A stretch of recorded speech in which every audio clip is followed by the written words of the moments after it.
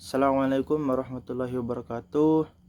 Balik lagi dengan saya Muhammad Hamdan Zulkifli. Kali ini kita akan membahas tentang perbandingan pendidikan. Baik, kita langsung saja. Kita ke ruang lingkup pendidikan perbandingan. Kander berpendapat bahwa studi perbandingan pendidikan dirasa belum cukup dengan hanya mendeskripsikan anatomi pendidikan yang meliputi mekanisme dan teknik pendidikan, administrasi, kurikulum, organisasi sekolah, jadwal sekolah, dan metode pengajaran. Namun, deskripsi tersebut akan lebih bernilai tinggi apabila disertai analisis mengenai faktor latar belakang yang memberi arti dan menjiwai pendidikan suatu bangsa. Lalu yang kedua, objek kajian perbandingan pendidikan. Sasaran utama ilmu perbandingan pendidikan adalah mengkaji bagaimana sistem dan sebab yang menimbulkan problematika kependidikan dan pengajaran serta sebab-sebab yang dapat menimbulkan persamaan dan perbedaan antara sistem pendidikan yang ada di berbagai negara. Lalu yang ketiga, urgensi atau pentingnya kita belajar perbandingan pendidikan. Yang pertama, untuk mengetahui persamaan dan perbedaan, kelebihan dan kekurangan, serta mengambil unsur positif dan kesesuaian dengan kondisi. Lalu yang kedua, yaitu tumbuh saling pengertian dan saling menghargai serta meningkatkan hubungan kerjasama antar negara di bidang pendidikan. Lalu selanjutnya kita akan membahas tentang sejarah dan tokoh perbandingan pendidikan. Secara substansial, cikal bakal dari perbandingan pendidikannya sebenarnya telah ada sejak manusia mulai memperhatikan sistem kehidupan orang lain di dalam masyarakat pada masa lampau, di mana manusia telah melakukan komunikasi sosial dan saling memperhatikan satu sama lain. Inilah sebenarnya yang menjadi dasar tumbuhnya kebudayaan dan peradaban umat manusia. Sikap saling memperhatikan terhadap kehidupan satu sama lain itu kemudian berkembang menjadi sikap memperhatikan kehidupan masyarakat di luar dirinya. Sikap semacam inilah yang mendorong manusia berpandangan positif terhadap usaha mentransfer nilai-nilai yang dianggap baik dan cocok yang terdapat di dalam sistem kehidupan orang lain atau masyarakat lain. Umumnya, para ahli berpendapat bahwa perbandingan pendidikan untuk pertama kali didekati secara ilmiah oleh Marc-Antoine Jullien, berkebangsaan Prancis, melalui bukunya yang diterbitkan dalam jurnal The Education 1816 sampai 1817. Karya yang sangat berharga itu diperoleh dari usahanya dalam mengumpulkan informasi tentang kependidikan di beberapa negara Eropa dengan maksud untuk dijadikan sebagai bahan yang dapat menunjang pendidikan internasional. Data atau informasi yang diperlukan dikumpulkan melalui instrumen-instrumen yang lazim digunakan dalam penelitian pendidikan seperti dokumentasi, wawancara, dan juga kuesioner. Jullien menuangkan gagasan-gagasannya yang antara lain. Yang pertama, usul pembentukan satu komisi pendidikan internasional dengan staf yang tetap, yang terdiri dari pegawai sipil internasional. Dua, agar didirikan satu lembaga yang diberi nama Institut Normal di Education, yakni suatu lembaga pendidikan guru dengan metode yang paling mutakhir agar dapat dihasilkan tenaga guru yang baik. Ketiga, sebuah kuesioner yang akan dilaksanakan atau dikirimkan ke beberapa negara untuk memberi informasi pelaksanaannya. Keempat, hendaknya diterbitkan sebuah majalah di dalam berbagai bahasa untuk menyebarkan informasi tentang pembaruan kependidikan kepada orang yang berminat. Mengingat besarnya minat dan perhatian yang diberikan selama ini, maka suatu hal yang wajar jika beliau dinyatakan sebagai peletak dasar-dasar ilmu perbandingan pendidikan dengan adanya upaya-upaya penyempurnaan baik objek sasaran, ruang lingkup maupun ospek metodologinya. Maka ilmu perbandingan pendidikan tumbuh dan berkembang sehingga ia membentuk dirinya sebagai peletak dasar-dasar ilmu perbandingan pendidikan. Seorang guru besar Institute of Education Universitas of London bernama G.A. Lauwerias mengemukakan bahwa perkembangan ilmu pendidikan dapat dibedakan menjadi 4 taraf. 1. Deskripsi, 2. Historis, 3. Kultural, dan 4. Problematis. Pada taraf deskriptif, hanya mengumpulkan data yang belum tersusun rapi dan umumnya masih bersifat subjektif serta kurang kritis. Para tokoh yang karyanya tergolong dalam taraf ini antara lain John Chrismon, profesor dari New York, dengan karyanya A Year in Europe. Sebagai hasil dari kunjungannya selama setahun di Inggris pada tahun 1818 sampai 1819. Di Inggris, Prancis, Swiss, Italia, dan Belanda untuk mempelajari lembaga pendidikan masing-masing negara tersebut.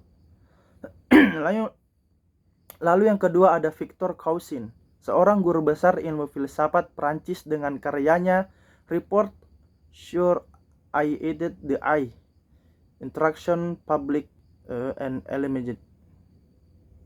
Sebuah laporan tentang pendidikan ilmu umum di Persia sebagai hasil kunjungannya ke negara tersebut pada tahun 1831. Yang ketiga ada Horace Mann, seorang tokoh public education di Amerika Serikat dengan karyanya Seven Report 1843. Laporan ini merupakan hasil kunjungannya selama kurang lebih 6 bulan ke Inggris, Skotlandia, Irlandia, Prancis, Jerman, dan Belanda. Laporan yang bersifat studi banding menyangkut masalah organisasi sekolah dan metode pengajarannya.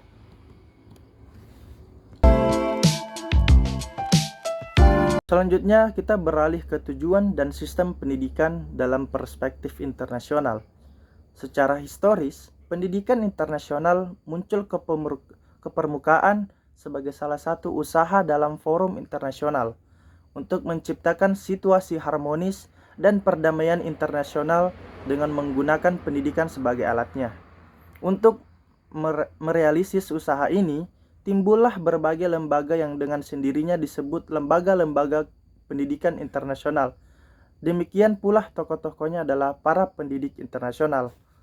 Carter Vigot menyebutkan ada 2 arti dari pendidikan internasional.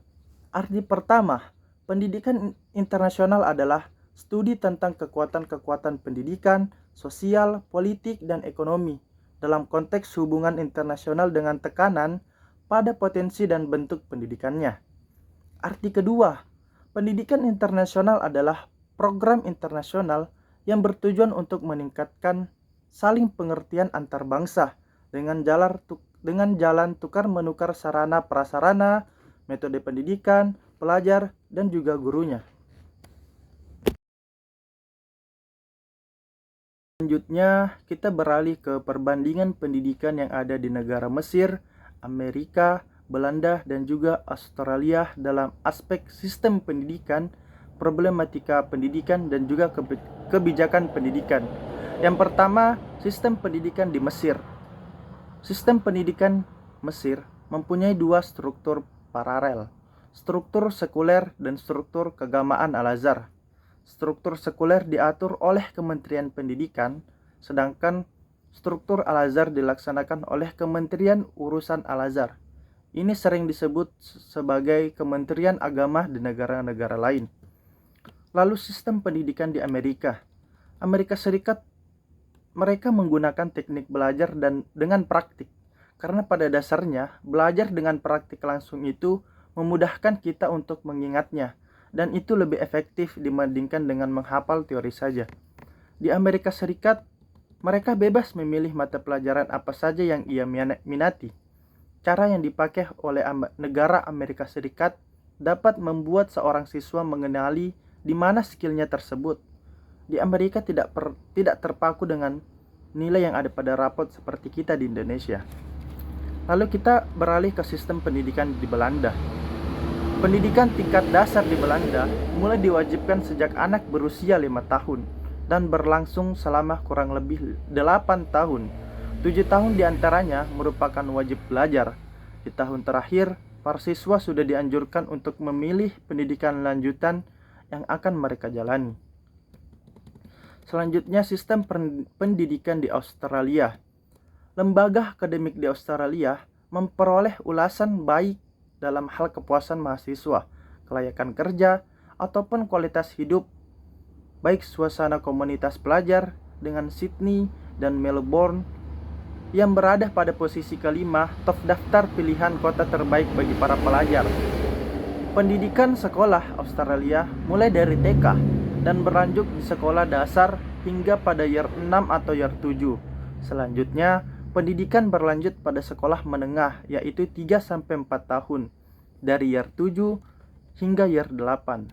Jika selesai lulus sekolah, para pelajar dapat melanjutkan studi ke SMA atau year 11 dan year 12. Jika berbicara tentang sistem dan kebijakan di Australia, tidak lagi menggunakan sistem akselerasi. Lalu kita beralih ke problematika pendidikan. Yang pertama, problematika pendidikan di Mesir. Problem lain yang ditimbulkan yakni sistem birokrasi dan administrasi yang carut marut, infrastruktur yang belum memadai, sehingga tak memungkinkan bagi semua mahasiswa untuk masuk dalam kelas dengan jumlah mahasiswa yang membludak. Namun ruang kelas belum bisa menampungnya secara sempurna. Barangkali ini juga yang menyebabkan absen kuliah tak lagi penting di Universitas Al-Azhar. Bisa dikatakan dari segi satu ini mungkin kita sedikit bisa berbangga, karena setidaknya sebagian sekolah atau universitas kita di Indonesia mempunyai sistem birokrasi dan administrasi yang lebih tertata, walau masih banyak juga yang keadaannya masih sangat memperhatikan. Kemudian problematika pendidikan di Amerika Serikat. Kesenjangan antara sekolah di kota dan masyarakat miskin membuat pendidikan di Amerika Serikat tidak merata. Apalagi di masa pandemi, saat pelajar harus mengandalkan internet, platform, dan juga komputer. Pendidikan di Amerika Serikat belum beradaptasi dengan pasar tenaga kerja. Hal ini menyebabkan tambahnya jumlah pengangguran di Amerika Serikat. Lalu problematika pendidikan di Belanda. Gejala postmodernisasi ditandai dengan sekularisasi yang salah satunya dalam bentuk lunturnya nilai-nilai agama. Kecuali itu juga ditandai dengan liberalisasi pola pikir yang sangat menekankan pada hak asasi setiap manusia untuk melakukan kehendaknya sendiri. Belanda yang pada masa lalu mampu mengirimkan misionarisnya ke seluruh dunia, terutama negara jajahannya, kini justru membutuhkan misionaris dari luar.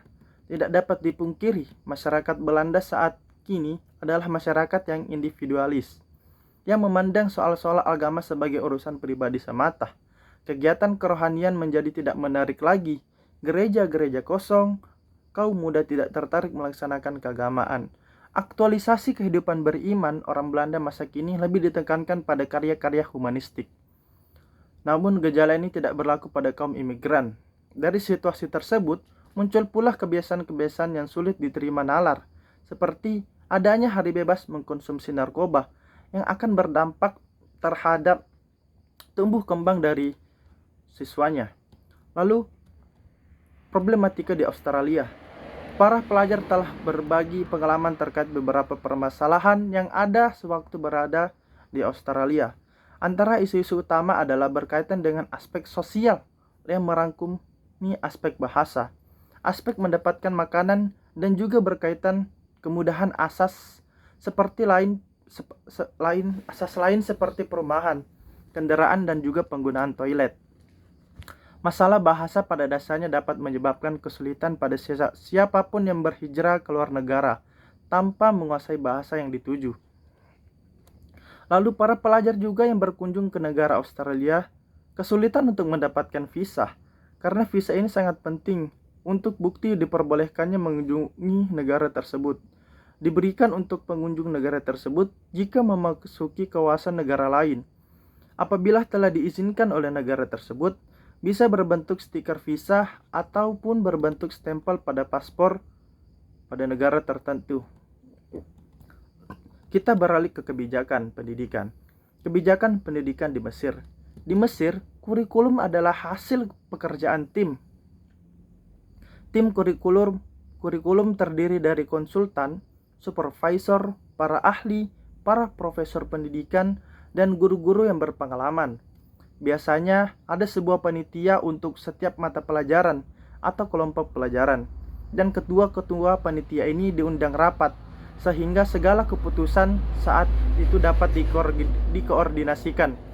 Kurikulum yang sudah dihasilkan oleh panitia diserahkan kepada Dewan Pendidikan pra-universitas yang secara resmi mengesahkan untuk diimplementasikan. Berdasarkan peraturan, kurikulum dapat diubah dan disesuaikan dengan mengakomodasikan kondisi setempat atau hal-hal khusus.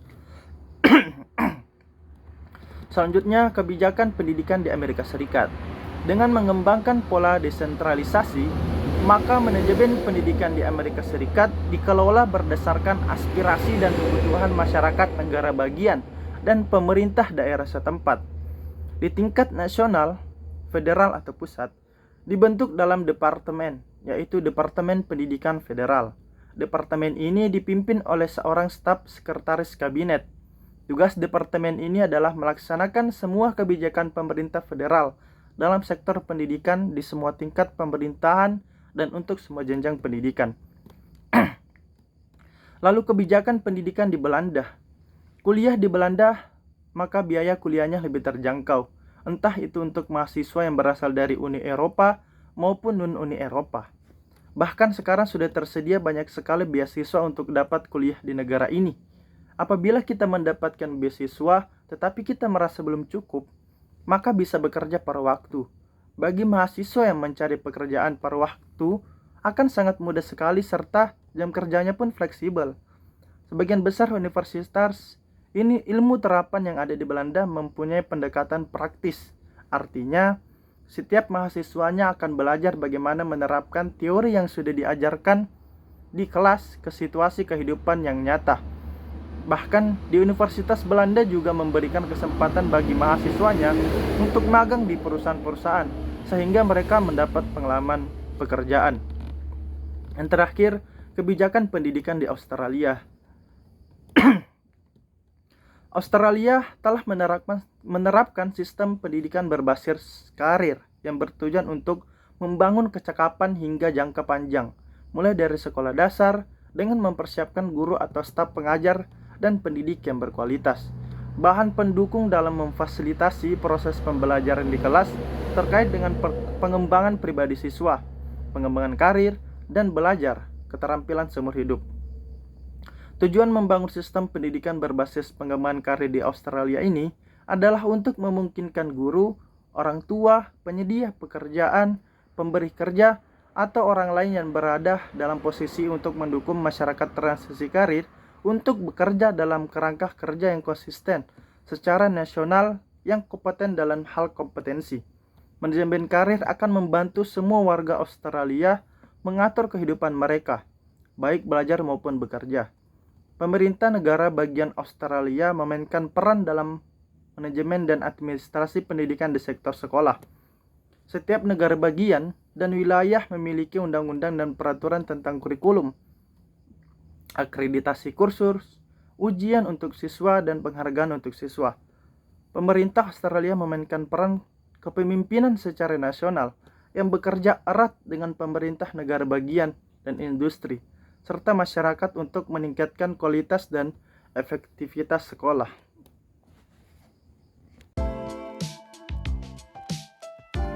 Baik, demikian pembahasan kita pada pertemuan kali ini.